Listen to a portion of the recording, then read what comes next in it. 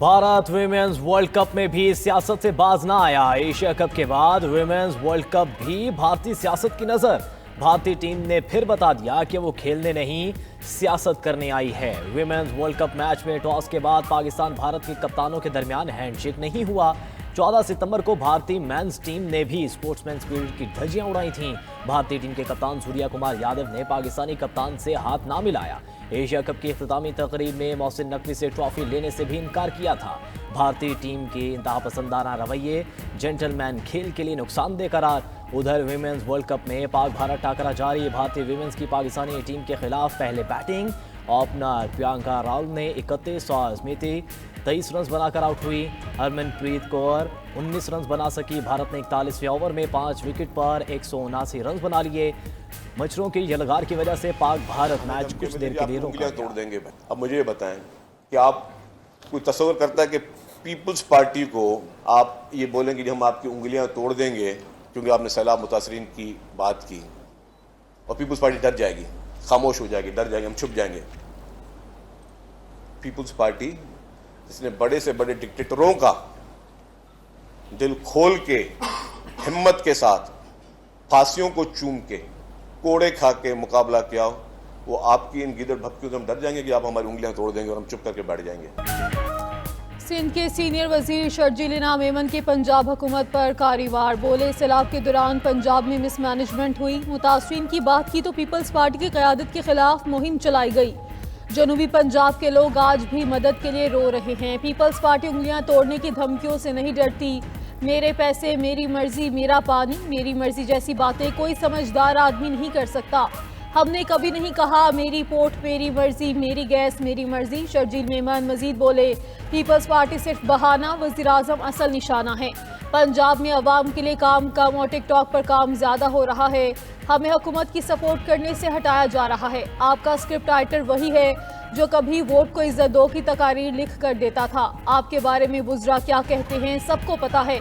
Peoples party मुआहदे करके मुल्क से कभी नहीं भागी। शर्जील मेमन ने पंजाब में फौरी बल्दियाती इंतखाबात करवाने का मुतालबा भी कर दिया।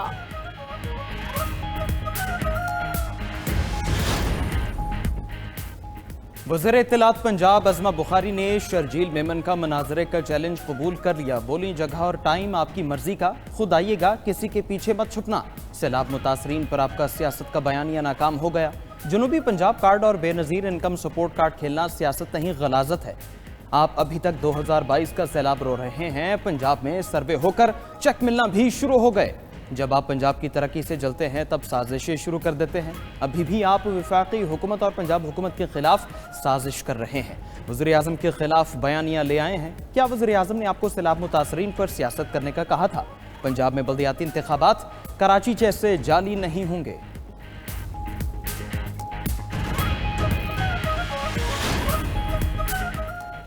पाकिस्तान और मलेशिया के ताल्लुकात में नए बाब का आगाज। वज़ीर आज़म शहबाज शरीफ 3 रोज़ा दौरे पर कुआलालंपुर रवाना। नायब वज़ीर आज़म इस्हाक डार, वज़ीर इत्तलात अता तारड़, मुआविन ख़ुसूसी तारिक फ़ातमी भी वज़ीर आज़म के साथ हैं। शहबाज शरीफ की मलेशियन हम मनसब अनवर इब्राहिम से मुलाकात होगी। दो तरफ़ा ताल्लुकात और इलाक़ाई आलमी अमूर पर तबादला ख्याल होगा। बाहमी तिजारत, IT, हलाल इंडस्ट्री और तालीम के शोबों में ताउन मज़ीद बढ़ाने पर बात होगी। मुलाकातों में गज़ा की सूरत हाल भी ज़ेर गौर आएगी। शहबाज शरीफ ने एक्स पर पैगाम लिखा कि मलेशियन वज़ीर आज़म की दावत पर मलेशिया का सरकारी दौरा कर रहा हूँ। मुलाकातों में अहम आलमी और इलाक़ाई अमूर पर बात होगी। पाकिस्तान और मलेशिया के ताल्लुकात फ़रोग़ पाते रहेंगे।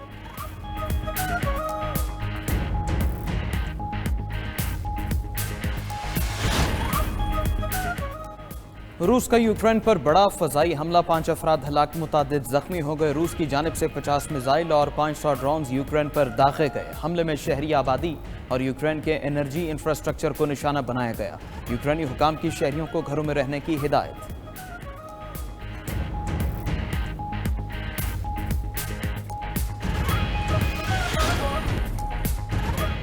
अमरीकी सदर की तजावीज़ पर हमास के मुस्बत जवाब का खैर मकदम करते हैं। पाकिस्तान, सऊदी अरब, तुर्किया समेत 8 मुस्लिम ममालिक का मुश्तरका एलामिया।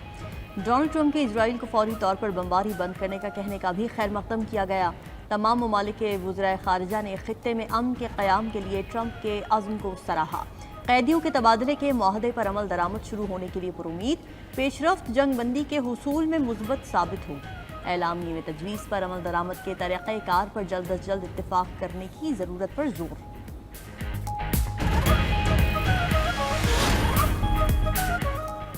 غزہ میں امن کے لیے اہم موڑ، ٹرمپ منصوبے پر مذاکرات کل سے مصر میں ہوں گے۔ حماس نے مذاکرات کے لیے وفد قاہرہ بھیج دیا۔ پہلے مرحلے میں تمام اسرائیلی قیدیوں کی زندہ یا مردہ حالت میں واپسی شامل۔ اسرائیل بدلے میں 2000 فلسطینی قیدی رہا کرے گا۔ اسرائیل فوج کے غزہ میں موجود ہونے پر حماس کے تحفظات برقرار۔ ادھر امریکی صدر ڈونلڈ ٹرمپ نے حماس کو نئی وارننگ دے دی۔ کہا حماس کو تیزی سے آگے بڑھنا چاہیے ورنہ تمام شرطیں ختم ہو جائیں گی۔ تاخیر برداشت نہیں کروں گا۔ ٹرمپ نے یہ دعویٰ بھی کیا کہ اسرائیل نے غزہ میں عارضی طور پر بمباری روک دی ہے۔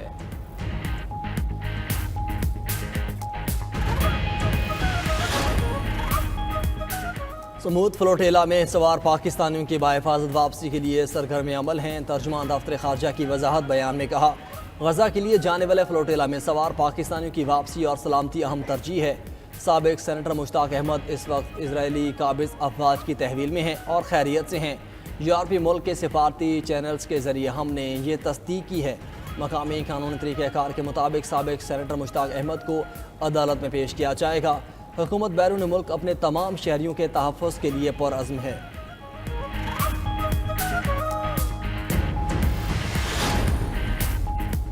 اسرائیل نے گلوبل سمود فلوٹیلا کے مزید 137 ارکان کو ملک بدر کر دیا۔ تمام افراد ترکیہ پہنچ گئے۔ ایئرپورٹ پر شاندار استقبال کیا گیا۔ فلوٹیلا کے 450 سماجی کارکن اب بھی اسرائیلی حراست میں موجود ہیں۔ رہائی پانے والوں نے اسرائیلی فورسز کے مظالم سنا دیے۔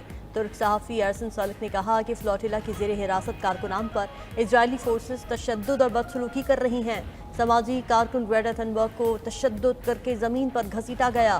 زبردستی اسرائیلی پرچم چومنے پر مجبور کیا گیا۔ ہمیں 2 روز تک سونے نہیں دیا گیا۔ ہر 2 گھنٹے بعد تشدد کا نشانہ بنایا جاتا۔ خاتون کارکن نے کہا کہ اسرائیلی فوجیوں نے چادریں چھین لی۔ 3 دن تک بھوکا رکھا گیا۔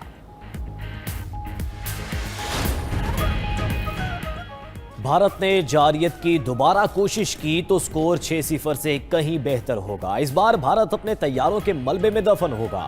وزیر دفاع خواجہ آصف کا ایکس پر بیان، کہا بھارتی فوجی اور سیاسی قیادت کے بیانات خاک میں ملی اپنی ساکھ بحال کرنے کی ناکام کوشش ہے۔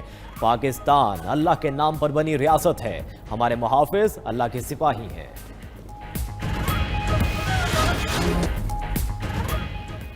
ڈونلڈ ٹرمپ کے امن منصوبے نے نیتن یاہو کو مشکل میں ڈال دیا۔ امریکی اخبار کا دعویٰ، نیو یارک ٹائمز نے لکھا کہ سب کچھ ویسے نہیں ہوا جیسے نیتن یاہو چاہتے تھے۔ ان کا خیال تھا کہ ٹرمپ غزہ پر مکمل فتح دلوائیں گے، مگر حماس نے اب تک صرف یرغمالیوں کی رہائی کی شرط منظور کی ہے۔ اسرائیلی وزیر اعظم اب اندرونی دباؤ اور بیرونی بین الاقوامی سفارتی پیچیدگیوں کے درمیان پھنس چکے ہیں۔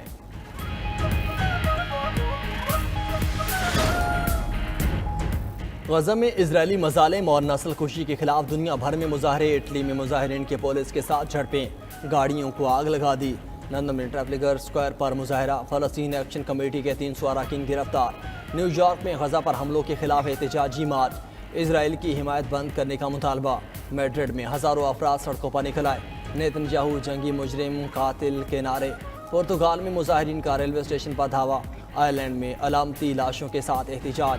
تیونس میں بھی غزہ میں اسرائیلی محاصرے، نسل کشی اور جنگ کے خلاف ریلی نکالی گئی۔